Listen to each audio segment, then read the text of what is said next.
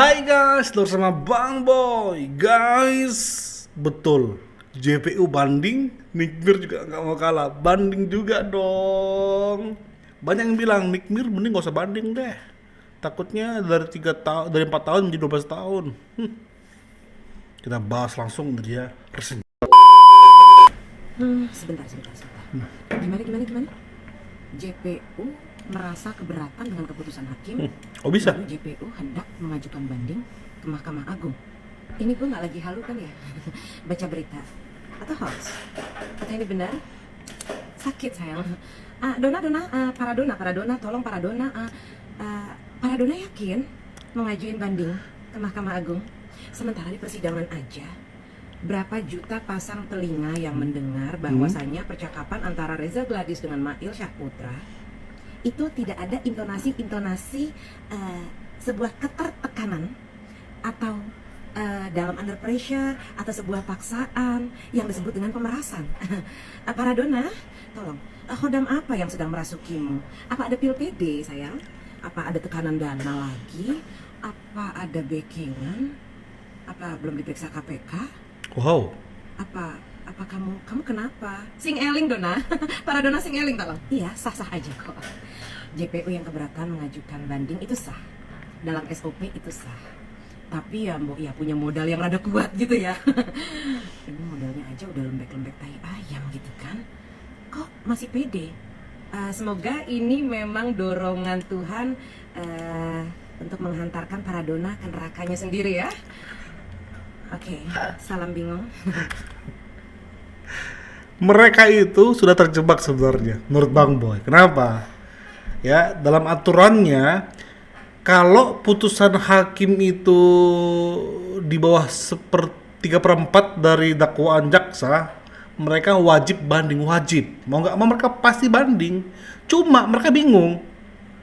Sementara kalau kami banding, buktinya memang nggak bisa kami kumpulkan, buktinya memang nggak bisa kami kuasain, buktinya memang nggak ada. Nah, itulah akibatnya kalau dakwaanmu itu aja sesuai pesanan, nggak memikirkan dampaknya, ya, nggak memikirkan kok kira hakim akan patuh sama kalian untuk menghukum yaitu 11 tahun, 10 tahun, 8 tahun, 9 tahun. Hakim nggak mau. Akhirnya kalian terjebak dengan ulah kalian sendiri. Nah, kalau Nikmir baru bebas. Nikmir bebas, banding atau tidak, kalian wajib banding. Nah, inilah Nikmir banding. Terima kasih ya teman-teman ya. Terkait dengan putusan hakim kemarin itu ya, kami dari tim penasihat hukumnya kita sudah berdiskusi pertama, terus kemudian tadi juga kami sudah bertemu ya sama Nikita membahas terkait dengan bagaimana langkah hukum yang kemudian akan kita lakukan setelah putusan kemarin. Jadi kami dari tim itu bersama dengan kita ya, sudah mengambil sikap bahwa kami akan melakukan upaya hukum banding terkait dengan putusan kemarin, dan tadi juga kami sudah menyampaikan ya, kepada kita bahwa terhadap putusan kemarin itu banyak hal-hal yang tidak dipertimbangkan dalam putusan. Fakta itu kemudian yang menurut kami itu adalah sebuah kesalahan dalam menjatuhkan putusan. Demikian. Ini baru ya. Dia merasa dia benar, tapi dijolimi, banding. Karena dia tahu dia benar. Ada yang bilang, jangan kayak Sodak bang. Sodak itu bang ya, 4 tahun bang, banding dia bang. Jadi 12 tahun dia bang. Ya karena dia bersalah. Dia terbukti bersalah, itu aja yang paling penting. Nikita Mirzani resmi naik banding guys. Nah ini makin seru. Artinya bahwa ketika naik banding itu berarti ada novum baru, ada ada bukti baru tentunya ya. Dan ini makin seru nantinya. Dan dengan naik bandingnya Nikita Mirzani ini akan menjadi babak yang baru lagi gitu. Jadi kalau sebelah koar-koar bahwa Nikita Mirzani bersalah ini itu merupakan sebenarnya ya masih terlalu dini ya, karena satu, bahwa putusan ini belum menjadi inkrah gitu kan, dan masih ada kesempatan untuk naik banding. Itu yang pertama, jadi jangan happy dulu tentunya. Kemudian untuk pasal-pasal 1 TPPU sudah tidak terbuktikan. Kemudian pasal pemerasan juga sudah dihilangkan, dan kemudian tinggal pasal undang-undang ITE. Nah, permasalahannya di putusan itu kan juga tidak diberikan secara detail gitu ya, hanya membuka rahasia, tapi rahasia yang mana gitu kan. Nah, ini kan yang menjadi polemik di sini ya, dan kita lihat aja nanti ya kan. Dan apakah nanti di dalam persidangan naik banding ini akan bisa dibebaskan atau tidak, atau mungkin diperingankan, ya semuanya tergantung dari nanti apa yang menjadi strateginya Nikita Mirzani. Dan saya percaya bahwa Nikita Mirzani punya sesuatu yang dahsyat, yang gebrakan yang baru. Jadi mungkin ada kalanya menangis ya, mungkin Nikita sekarang lagi menangis, makin lagi sedih gitu loh. Tetapi jangan salah, musim itu akan berganti gitu kan, dari siang ke malam, malam ke pagi ya kan, itu akan berganti ya. Mungkin sekarang bersedih, tapi ingat baik-baik, masih ada naik banding ya kan, jangan bersukaria dulu gitu, jangan senang-senang dulu gitu. Ya, siapa tahu habis nanti naik banding tim sebelah akan nangis-nangis kan, kita nggak tahu kan. Oke lah guys, kayak gitu aja, kita langsung Ya, mending diambil jalan itu bukan untuk supaya takut makin lama durasi penjaranya, bukan, ingin membuktikan bahwa memang nggak bersalah kok. Bahkan kalau memang hanya mentransmisikan doang, mendistribusikan doang, seperti undang-undang ITE itu, ya harusnya sih normalnya sih setengah sih, karena nggak terbukti memeras kan, karena yang membuat parah itu kan memerasnya sebenarnya kesannya, tapi kan itu harus dikonfirmasi, atau minimal hakim nanti ketika banding mempertegaskan memang Nikmir bukan memeras, supaya nggak ada pemremehnya lagi bahwa Nikmir memeras. Ini ke kuasa hukum aja sih.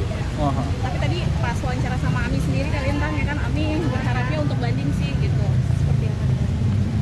Iya, banding biar dapat biar minggu depan. Semoga ya kalau harapan aku sih semoga kakak bisa bebas di banding nanti. Ya. Oke, kalau sendiri melihatnya seperti apa sih? Mami terlihat sangat tegar sekali hari ini. Gimana? Ami terlihat tegar. Oh pasti, namanya aja udah wanita Amazon, harus tegar, nggak boleh menye-menye. Tapi kalau soal vonis Mail gimana? Mail kan 3 tahun, beda setahun lah. Nah itu dia kan, makanya gue bilang itu tuh terlalu dipaksakan. Kenapa dari Mail kan 7 ya, kakak 11, turunnya segitu banyak kan? Makanya itu kenapa terlalu bilang sangat dipaksakan terlalu. Berarti harapannya ke depannya apa sih tentang terkait? Pokoknya kalau harapannya ya, yang paling diharapin itu semoga bisa bebas. Oke. Bahkan sampai bebas loh. Luar biasa ini.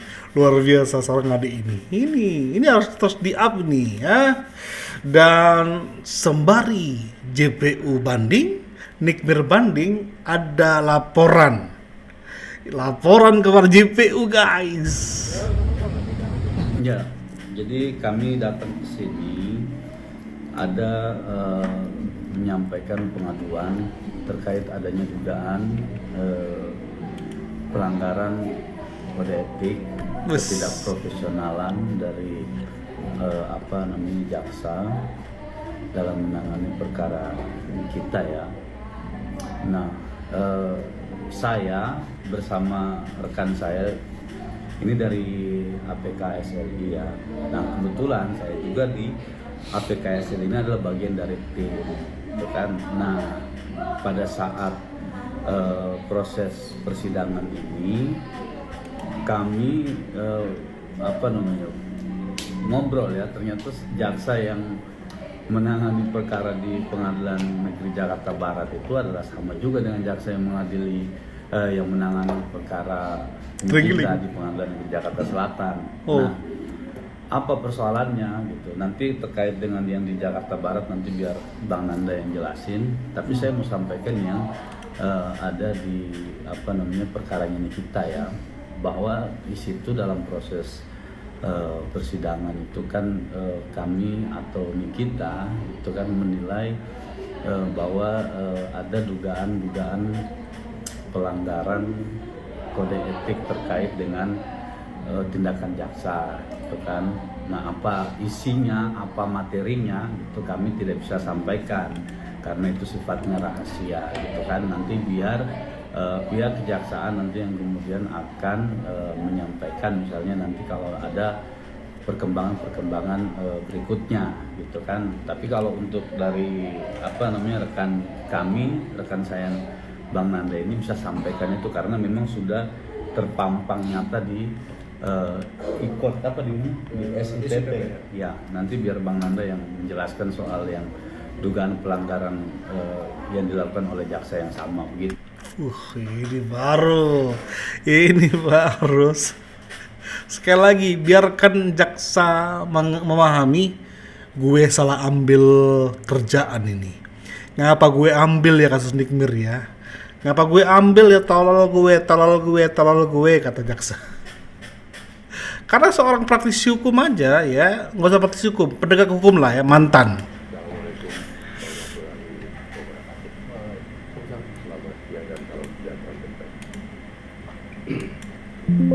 Mungkin ini sudah media beberapa ya informasi tentang masalah vonis tentang. Sebelum saya masuk kepada vonis, saya tahu nanti arahnya kalian pasti arahkan juga. Saya sudah lama mencermati daripada penerapan pasal ini semua. Tapi kan saya nggak mau merusak perjalanan sidang. Saya sangat menghargai pengacara, JPU, hakim, termasuk pelapor, termasuk terdakwa. Saya nggak mau campuri masalah penerapan pasal. Walaupun menurut hemat saya ada salah satu pasal yang seharusnya tidak disematkan kepada yang bersangkutan, karena ini kan sengketa antar persoalan. Kalaupun ini ada pemerasan, itu kan pemerasan tentang masalah produk yang dikeluarkan oleh Reza. Makanya itu dikenakan dia 369 ayat 1 Yuto 55. Nah, saya kaget juga di pasal 3 TPPU, tapi saya diam aja, saya nggak banyak komentar. Saya kan diam, nggak kasih komentar tuh kan selama ini. Kemudian kalau dikenakan pun undang-undang ITE pasal 27B dan 45 itu ya sah saja karena memang dia strict ya. Jadi membuat ujaran kebencian. Nah sekarang dengan perjalanan ini semua, setelah jatuhnya tuntutan JPU 11 tahun dan selesai replik, duplik, semua sudah tuntas, maka hakim mengambil satu langkah menganalisis penerapan pasal ini. Nah akhirnya pasal TPPU-nya ditiadakan, bukan dihilangkan, ditiadakan. Tapi peristiwa pidana itu berjalan dan terjadi, makanya ada vonis dan inkrah. Karena dihilangkan TPPU-nya ini dengan akibat pemerasan pasal 369 ayat 1 Yunto 55-nya, Yunto 55 kan ada mail di situ ya, baru dikenakan undang-undang ITE. Saya rasa suatu hal yang lumrah dan manusiawi kalau hakim mengambil suatu keputusan vonis hukumannya 4 tahun. Itulah dijatuhkan kepada yang bersangkutan. Namun demikian, setelah dijatuhkan vonis ini, menurut yang saya lihat di media dan saya saksikan, pihak kita kan mengajukan banding. Itu kan hak asasi manusia. Kita nggak bisa larang. Kalau tidak berterima dengan masalah banding tersebut, silakan saja. Nah yang saya khawatirkan hanya satu. JPU juga bisa saja nanti mengajukan banding juga dengan tidak berterima tentang penerapan TPPU ditiadakan. hati-hati juga. Ini harus betul-betul diantisipasi oleh pihak lawyersnya di kita. Karena ini sudah ditiadakan oleh hakim, bagaimana untuk menguatkan bahwa penerapan TPPU itu tidak bisa dikenakan kepada yang bersangkutan, ini yang harus dikuatkan oleh lawyersnya. Nah, kalau saya pribadi menyampaikan bahwa memang sangat berat dengan urusan antar personal ini, pemerasan seperti ini dikenakan di TPPU. Semoga pengacara Nikmir denger ini ya. Ya, ini penting juga soalnya nanti kan yang mengadili banding itu kan bukan hakim itu lagi. Ya. Ada yang lebih tinggi lagi dan semoga diperhatikan banget jangan sampai kita fokus ke bandingnya Nikmir tapi juga itu kecolongan. Kita mau bandingnya TPPU jangan ada dibarengi dengan uang. Paham nggak? Mereka memang nggak punya bukti, tapi ingat nggak ada bukti plus uang, hancur semua. Makanya kita juga pantau itu bandingnya JPU, ya bandingnya Nikmir gas terus, bandingnya JPU kita pantau. Thank you, support terus Bang Boy, bye bye.